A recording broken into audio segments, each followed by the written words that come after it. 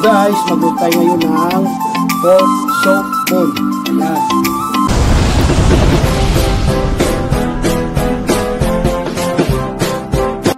At syempre guys, yung ating ingredients guys. Ayan, nandito yung ating patatas, 2 piraso, sibuyas na buo, at nandito yung ating repolyo, yung ating luya, pamintang buo, sili, at ang ating patis, saka pork cubes, syempre, papadagdag pampalasa.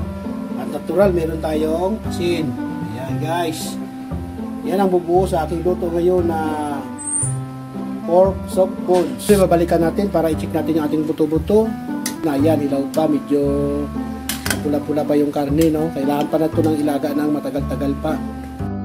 At ayun na guys, gayak na yung ating ingredients para sa ating nilagang buto-buto ng baboy.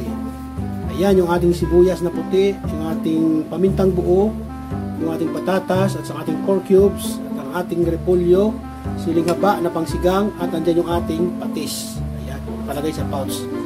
Kaya abangan nyo guys. Ayan, check natin guys yung ating buto-buto kung malambot na. Medyo hilaw pa nga talaga kasi kulay pula pa yung kanyang karne.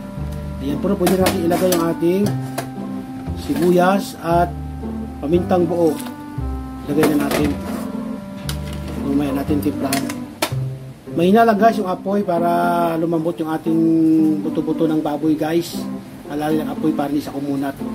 At ayan guys, pwede tayo maglagay ng pork cubes. Ayan, nilagay ko na. Sipialuin natin. At ayan na guys, dahil malambot na yung ating buto-buto ng baboy guys. Ayan. Yung ating tinidor pala, nandyan pa oh. Yung nilagay kong tinidor na pampalambot ng karne. Ayan, isa sa mga technique pala yan.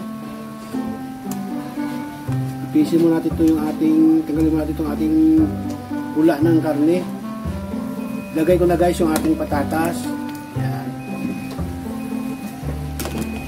Pagkalabot ng patatas, saka natin ilagay yung pinakahuling ingredients. Ayan o. Yung ating repolyo at ang ating... Guys, magpatak na tayo ng kunting patis guys para sa ating sabaw guys. Pagka malambot ng ating patatas guys, pwede na natin ilagay yung ating repolyo at ang siling pangsigang. And guys, yung ating repolyo at siling pangsigang, yung green. Ayan, yung ating pinakahuling ingredients guys. Yan ang ilagay natin mamaya. Pag malambot na yung ating patatas. At ayan na guys, i-check natin ulit. Ayan, talagang maluluto na yung aking nilagang pork buto-buto. Ayan guys, ilalagay natin ang ating repolyo. Ayan. Ilagay natin ang ating repolyo. Siyempre, ilagay natin ang ating silipang sigang. Ayan. Dahil timplado na yun sa guys, pakuluan na natin ng kaunti. Hello guys, ayan guys, luto na yung ating guys na nilagang pork buto-buto guys. Ayan, hindi na natin kailangan ito i-overcook yung ating huling gulay. Huwag natin sa sabaw niyan. Wow, ang sarap ng sabaw at ang lambot ng karne. Oops, ayan, talagang totoong luto na yung ating pork buto-buto na nilaga. Sarap.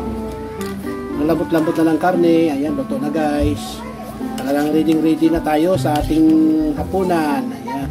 O sige guys, maraming salamat guys sa inyong panood ng simpleng videos guys. Sa mga hindi pa guys nag-follow sa aking YouTube account, Ikal Amugid, mag-subscribe na po kayo. Maraming salamat po. Sa mga hindi pa po nag-subscribe sa akin, buti nga sa inyo. Joke. Maraming salamat po at God bless us po sa inyong lahat. Sarap ng sabaw ng nilagang pork buto-buto.